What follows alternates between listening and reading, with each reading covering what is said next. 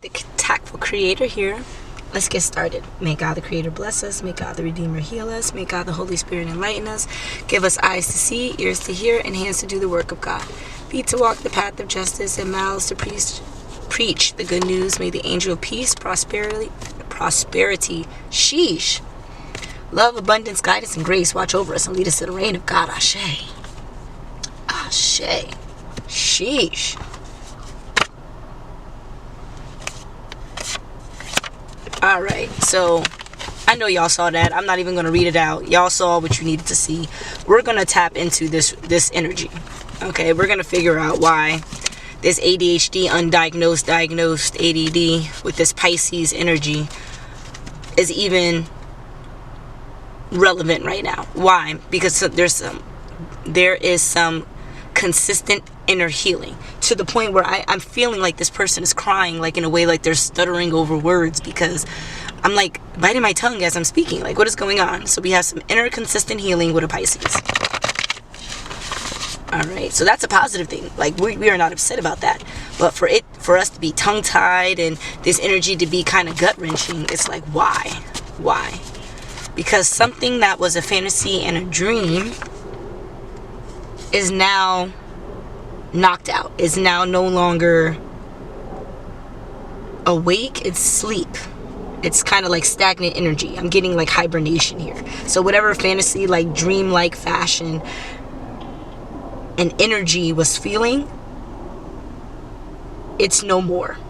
So it could mean like day to day, how they view life is not positive anymore, or the dreams that they were having is not like fantasies, they're more like nightmares, or something that was a fantasy in life has been knocked out, has been no longer issued or given to whatever energy is here. And I'm gauging that this energy has to do with a Sagittarius or a fire-like sporadic, impulsive vibration is here. I won't even say energy, vibration, because I feel like this is just like a level that you can tap into if you were like anxiety ridden, right? Because it's the lower vibrational aspects of Sagittarius. But because you can tap into it on a level, there's something there that is pushing a lesson. What is that lesson, and how can we use that lesson? Well, it's going to take courage.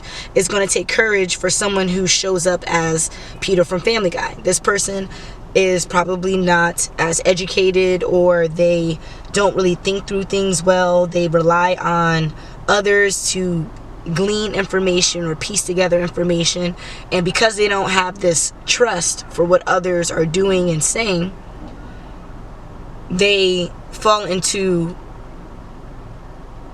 issues on a current cycle. Okay, like this is how they speak. They'll say a few words and then stop, and it'll be like a long drawn out pause, and then they'll start speaking again. Like, they don't have control over their words, control over their thoughts and their mind. They don't have that control. So when they do show up and they speak, or when they do show an emotion, it's usually courage, where it's like bubbling out of them. It's not strategic, it's not prepared or planned out. Okay? And that's probably why this fantasy is knocked out the wind. Because instead of them showing up consistently like Courage the Cowardly Dog, until they can show up like that lone wolf, they instead tapped into this Peter vibe of thinking it's okay to be ignorant. That is what I look at Peter Griffin as. A ball of ignorance that immaturely grew up. Okay? That is not a good father figure, a good friend figure, a good mentor, role model. That's not a good person to be around unless you want to practice healing others. You want to practice teaching others, educating others that are mentally or emotionally delayed. Okay? If that is your purpose in life, your career path, by all means, I salute you. However, generally in the collective, it is not your responsibility to teach Peter to not be Peter. Okay, it is Peter's responsibility to not be Peter, so that he can enjoy this fantasy like or dream-like lifestyle. Okay, but someone's wiretapped. Let's figure out who.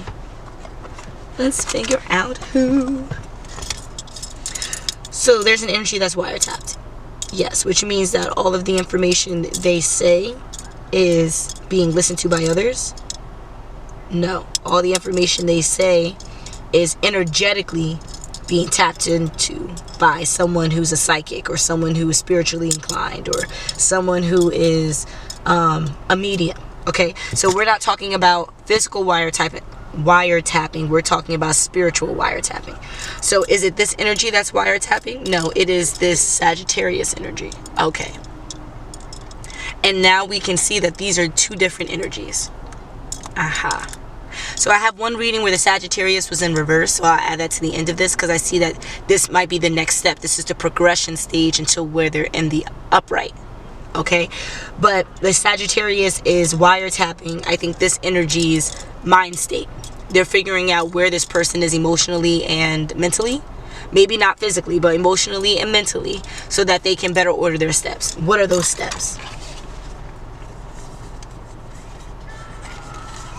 Having to do with tarot cards, a tarot reading, and June month. Okay, so I'm getting a date in June. Are you talking about Juneteenth? No, but around June, and something dealing with a tarot reader. So this Sagittarius is a tarot reader.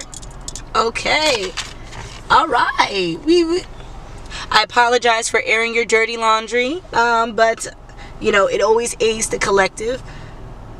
As readers, we air our own dirty laundry. So we're tapping into another reader who has this imbalance in Sagittarius energy. Okay, now this imbalance right now is balanced in transition, though. Okay, so it was imbalanced, and this is the transitional phase to it becoming balanced. All right, why? Because this tarot reader is wiretapping the energy of here. Okay, so I'm guessing this is not just one person. This might be a group of people, an overall energy, a collective energy. So this tarot card reader is tapping into this energy in order to better assist maybe themselves in their current state. So they have all these readings, and again, we all do readings about ourselves, right? Tarot readers, we all do readings about ourselves, and it's our prerogative to ask, and a lot of times I ask while the reading is going on, is this reading about me? So question, is this reading about me? No. Am I the tarot reader that's in question? No. But there is another tarot reader that I do watch that is in question right now. Now, I'm not sure if they're a Sagittarius. I just know that maybe them acting on something in this energy is the reason why it's showing up. Okay, so you may not know this tarot reader to be a Sagittarius. Okay, they're not karmic. They're a good reader, but they've pushed the envelope on something that was tearing at their own ascension.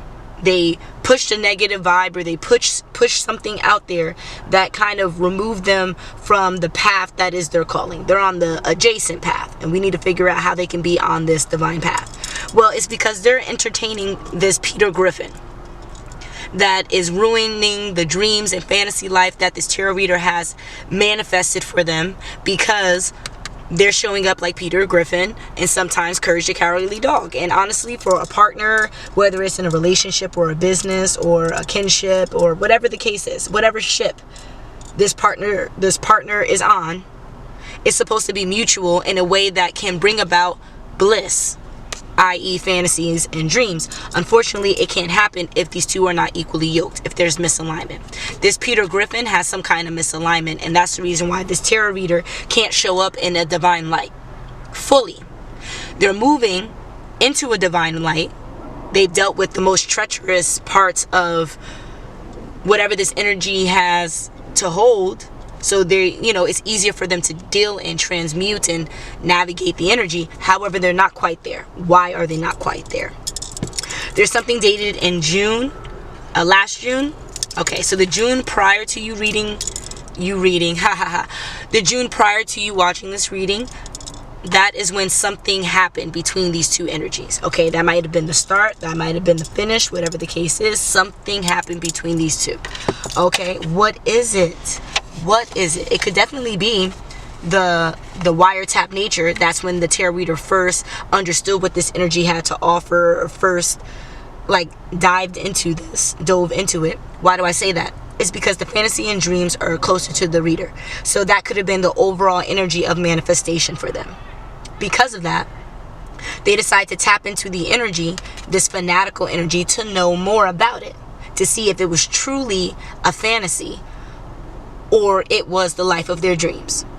Okay, and what do I mean by that? What's the difference? A fantasy is something that is fully constructed in your head. It does not show up in the 3D. Okay, you are lying to yourself. All right, and the dreams are exactly what you saw came out into, the 3D. It may not have been identical, but it was so similar, you might as well have said it was the same situation. Okay, that's the difference between a fantasy and a dream. But note, with both, is not identical to the manifestation that was created. The manifestation is particular to you, and the universe will give you that manifestation particular to you and those around you. You hear me? Those around you, so that whatever you need can happen and function in the best way possible. If the universe only worked your manifestation for you, everyone around you will be quick to take it away. Quick and willing to take it away. So the universe has to act on not just that one energy. It has to act on a multitude of energies around it so that the experience can unfold. So boom. What is important about this Peter Griffin courage energy? Because at this point it's removed. We have all this other information, I guess, with the wiretap. This is all that this reader has learned about this energy. But there's so much more left to be uncovered. Why did the reader learn about all of this? Because it seems like this is the unhealed version. Probably so that this energy can see the healing process that needs to take place in order for us, and I say us as a collective, because with this transition, someone here might be transgender. I'm not, no judgment here. It's just that wasn't supposed to be called. But anyway, this transition from being over here with all this chaos and, having things taken away from them, needing to sleep off, kind of being an idiot. I don't want to say it like that, but sleep off, being an idiot because of all mixed emotions, miscommunication, whatever's happening in your mind not happening in reality because you're not doing enough work. Oh, yes, I'm being a chatty Cathy. Okay, I'll leave it alone. That's what this card is over here. It says chatty Cathy. Okay. They're missing the steps to what is necessary to see what is underneath this healing deck. Okay, so let's see one step that they're missing. Saturday into Sunday. Something that was supposed to be done from Saturday into Sunday, some kind of physical action that didn't take place. What is that physical action? Something dealing with an Aquarius. So maybe there is a mother figure that's an Aquarius, or a father figure that's an Aquarius. And I'm saying mother and father figure because I want to note the prominent stance of the family dynamic. Okay, so if you are a child, grandchild, or whatever of an Aquarius, just know that this is the reason why whatever issues between a tarot reader and this Peter Griffin even happened from Saturday into Sunday. It happened because of this Aquarius energy. What did this Aquarius energy do? They decided to play devil and angel. So on one side, they're saying, hey, this is what you're supposed to do. And then on the other side, taking it back really quick and saying, well, this is the reason why you're not doing it. And you need to do this and you need to do that. And it's really taking them away from the positive actions that need to be put in place so that this energy doesn't show up like a Peter Griffin. If anything, it's more a courage to cowardly dog before we get over to this healed energy. Okay? Now, it could also mean that there's a Gemini that's around, or someone that has Gemini highly aspected in their chart. So between chart and chart, the H is missing. H is 8, symbol of abundance, but more so a symbol of forgiveness when it's singular. Okay, so 8 by itself is abundance with forgiveness. So if that's the case, this Aquarius or Gemini parental figure or authoritative figure did not give the forgiveness that was necessary from Saturday into Sunday to resolve the misalignment between the tarot reader and this energy.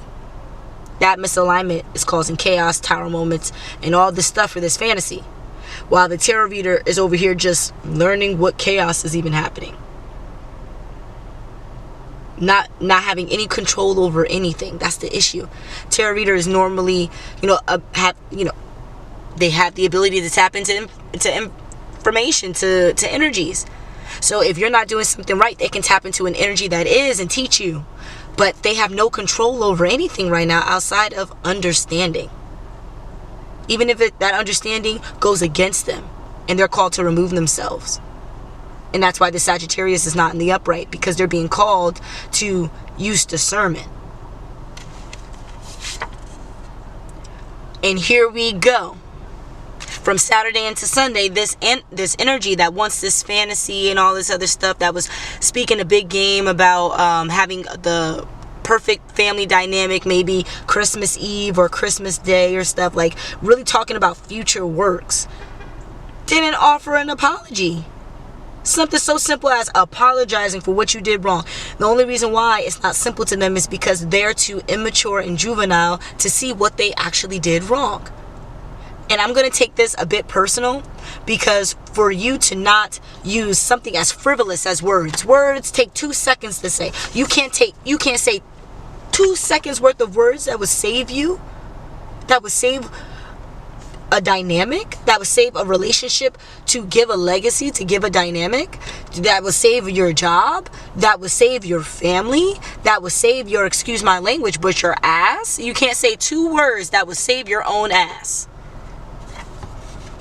And you didn't just have one day, you had Saturday into the Lord's Day. You had Saturday into Sunday. And knowing that it's the Lord's Day, it is the day of what? Reconciliation, recompense, understanding how you're supposed to show up in the world. And here you go, show up in the world less than the Lord's Day is instructing for you. Why? Because of some Aquarius that probably is just as unhealed as you. Or maybe you are this Aquarius that's extremely unhealed, and you are causing yourself to show up in such a terrible light that an apology at this point may not even offer the closure that is necessary. Why? A lot of Aquarius energy, when they push a point, they don't normally have evidence for it. The point that they push is emotionally based. And once the emotion is there, then they find evidence to support what they're saying. Hear me. They find evidence to support their own notion. So that means if not enough evidence is there, they'll state, well, there's not enough evidence here to change my mind, but I'm sticking to my initial presumption. That's a failed divine test right there. You failed. The whole point of getting more information, new information, is so that you can teach your brain to adapt, teach your brain to be open and resourceful to new and incoming information, to be open to change. But this Aquarius energy is not open to change. I am not entirely sure if they're a fixed sign, but that is how they're being represented in this read. Okay, as a fixed sign against whatever spiritual or divine energy that this tarot reader has, whether it is their guides, whether it is the mediumship that they can, do with their skill set, or if they're this angelic being themselves. Like, the Aquarius can't touch that. It's a dream for them to be like that. So instead of taking the right steps, they decide to push the wrong ones, because that is what will support their initial notion. They're basic, okay, i.e. basic Aquarius Gemini energy. And again, I'm not talking about those Geminis and Aquarius who are healed and doing what they gotta do. I'm talking about the basic ones who for some reason can't offer an apology or closure in situations that call for it. And I don't mean call for it like, my feelings are hurt right now, say it. I mean, there have been months, years, multiple people, multiple situations that have happened that is calling for this retribution. Why hasn't it happened yet? Because you're too immature to see that you are the direct root of all the rest of the chaos. Disgusting. Disgusting. Okay, I'm gonna leave that alone. I tell you, I gotta watch Hitch or something. That must be the movie. But again, we won't tap into any energies here. Give me, let me know here, Divine. Yes. We won't tap in any energies here unless we are pushing toward the positive or moving toward the positive, even if it's chaotic. Okay, so this is chaos energy. Well, how can we move toward the positive in a way that offers mutual benefit to the tarot reader and this energy that wants closure but offers no apologies? Yeah, I was called to shuffle this one up because this healing process is a bit jumbled. Oop. Okay, some kind of foreplay. All right, now what is this foreplay? Is this foreplay? Yikes. Okay, so you see how the owl is horizontal? That is what it could mean by foreplay. Like, you're not showing up in your highest vibration, but you're not showing up in a low one. You're kind of that even tone that people can't really say you're doing something wrong, but they can't be mad at you for doing something right. Okay, that's what we're talking about, foreplay. Aha! Baguette, baguette. I used to say that in high school when I understood something in French that seemed so difficult. And then once Madame expressed it, I was just like, oh, I could do that. What? Baguette, baguette. That's my thing. Anyway. So this tarot reader has to just stay in the balanced energy. They can't make any presumptions. They can't go out of their way. They just got to sit there and kind of mellow out. Whatever they're doing is the correct thing, which is understanding from the spiritual realm what is transpiring around them. Why? Because the tarot reader, like most tarot readers, are lone wolves. They're by themselves so that, they can truly emanate the being that is authentic and genuine. That can't happen if you have a whole bunch of onlookers around you and you're putting on a show. It doesn't work like that. Then you're acting a certain way specific to your audience. But in order for you to get to this point in a healthy dynamic, you have to remove yourself, remove all that excess energy and see what is specific to you, nurture that, grow that. And that is where your skills, the spiritual skills, the physical skills really are able to develop. Okay? So here, we're shown that you're being a tease. You're jumping into the energy to understand more about it, and then you're jumping out because you don't want to transmute, you don't want to do anything about it. You don't even want that energy to know you know something about it. Why? Because if they know you know, they're going to want you to do something about it. No! Use your gifts for you. Okay? Tower moment. This is what we were talking about, y'all. Tower moment. So in order for this healedness to happen, someone has to hit rock bottom. And someone said that to me. Someone has to hit rock bottom. And they said that the only reason why they want this person to hit rock bottom in that way is because they had to do it by themselves. They had to hit rock bottom by themselves and pick themselves up. And that's the reason why they want someone else to do that exact same thing. How stupid. To me, I'm like, well, you went through that whole test. That's one of many tests. You don't think you can take that information and teach someone else? You don't think that was your next test? You don't think that was your calling to go through that so you can teach someone else? No, it was your calling to go through all of that to tell the next person go through it by yourself. I understand you did it, and so your testimony is you just have to go through it in order to learn and be better. But from what I see of this person, they don't have the necessary things to function. What is that? Health, pure divine love, pure divine connection, prosperity and abundance. So that hasn't happened in a while. Like battery completely died. Okay, so that, just to double back, right? So this energy over here has to go through a tower moment. Okay, from the experience I had with the individual I was talking to, she just did not care enough to help someone better than she was helped. So to me, she's a karmic pushing people to go through karmic cycles.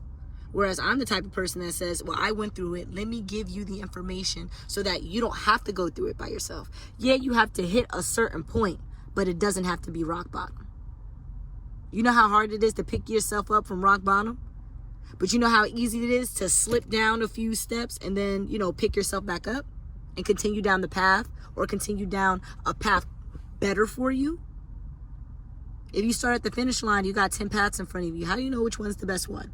Instead of falling back a little bit and then looking over and seeing that the golden divine path is 2 to your left that you can just hop over. Okay? That is the point. The point here is to let the tower moment happen, but not in a way that is a tower, an imminent tower that's coming soon, that's daunting. Because at this point, you don't know when it's going to hit. You don't know how it's going to hit. You have no control over it. Instead of understanding how you're showing up, understanding the consequences to your actions and being forthright, accepting it on the chin, doing what you need to remove yourself from the chaos of this tower moment. You can have a tower moment without chaos. It could just be a learning lesson. But you have to let it hurt, if that makes sense. Let it be a feeling within you to change your genetic makeup, to change your DNA, to be better, to be the higher version of yourself. That's where the tower moment, you are breaking so that you can rebuild. There's demolitions all the time. And then there's trees falling on people's houses. Okay, which one would you prefer? A planned demolition where you have a crew and everything that's ready to build on the land once everything is cleared out, or a tree falling down on someone's house?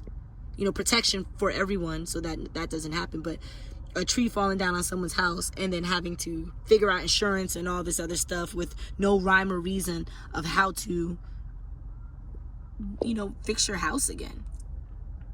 So, which one would you rather? Since we had that over, which would you rather? Okay. So, once that tower moment happens, then you have to give things a break. Okay. You have to remove yourself for a little bit and let things breathe. Yes, things might feel weird. Yes, an apology wasn't offered fully. But in order for an apology to be offered, you have to get into this tower moment. You have to offer a break. You have to remove yourself and give space and time for the intuition to allow the details that are important to flood your mind. At first, you're going to get a whole bunch of details, but they may not be important. If details are still flooding in, you're starting to really tap into the important ones, okay? And then what? Chain smoker. Are we saying that, you know, give a break from smoking? Does this energy have to give a break from smoking? No, but they have to plan a smoke break. They have to plan maybe like an occurrence where, because when people smoke, it's supposed to be like to calm them down, to like reflect and all of that. So you're creating a space where people can reflect, a space where people can have communion, because you're sharing the blunt usually, or you're sharing the, you know, you both have your own cigarettes and you're sharing the lighter. There's some kind of communion. You're sharing ideas, you're sharing experiences, or whatever the case is. Okay, feelings maybe. So this person has to have a tower moment, allow some breathing room, and then plan and organize a sesh. So what happens once this sesh is done? Okay, well, we have this Aquarius energy that's back. You need to purify. This purification process could be in the form of tears, right? But you can't cry unless you're hydrated. Drink water. That's what it's saying. Okay, so this purification process could be with hydrating yourself. And that could mean hydrating yourself with good information. That could mean hydrating yourself with physical water. That could mean hydrating your skin with lotion. It could just mean hydrating your energy. Okay? Why? Because when you drink water, the health benefits of water, the energetic benefits of water are so high vibrational, you're heightening your vibration. Okay? But that, don't do it before. It's going to be a harder fall. Okay? Heighten your vibration after you break down what's necessary to be removed from you. Okay? And then we have this Aquarius energy that's back. That's this Aquarius energy that's over here. So I'm gauging that when all of this is done, right? This could be constituted as a healing process. When the healing process is done, this Aquarius energy will be 100% on board with this actual romantic love that I guess is imminent for the energy that's here. Because remember, this is the same energy with the tarot reader. Okay, this Aquarius will be fully supportive of this actual real romantic love. But that can't happen unless this energy that is connected to the tarot reader removes themselves from being a karmic and transitions into the healing phase. Okay? That's when this additional Aquarius energy, this Gemini Aquarius energy, will stop putting a wrench in the plan. Okay? Because again, we said that this Gemini Aquarius energy is like a parent or authoritative figure. There's a superiority complex between this Aquarius Gemini and the energy here. So at that point, you know, it's a little bit difficult to move in a high vibrational way when your handler is, you know, creating roadblocks. But they're doing it systematically so that whatever started around early mid-June can actually like move into this true, pure romantic love. And we talked about some chaos happening from a Saturday into a Sunday. Best believe early mid-Thursday, everything will be in the clear. What do we mean by in the clear? This energy will be in the healing phase. I don't know what part, but it'll be in the healing phase. Closer to having this romantic love for sure. Okay, so on that note, I would definitely let this go and charge my devices, because this is wild. I do like how the camera looks from this angle, but it makes shuffling the cards and everything a bit more difficult.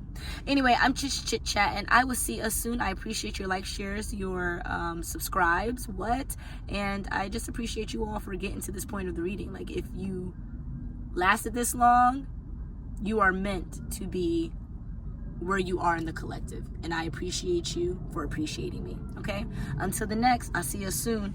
Don't judge me, I'm a snap.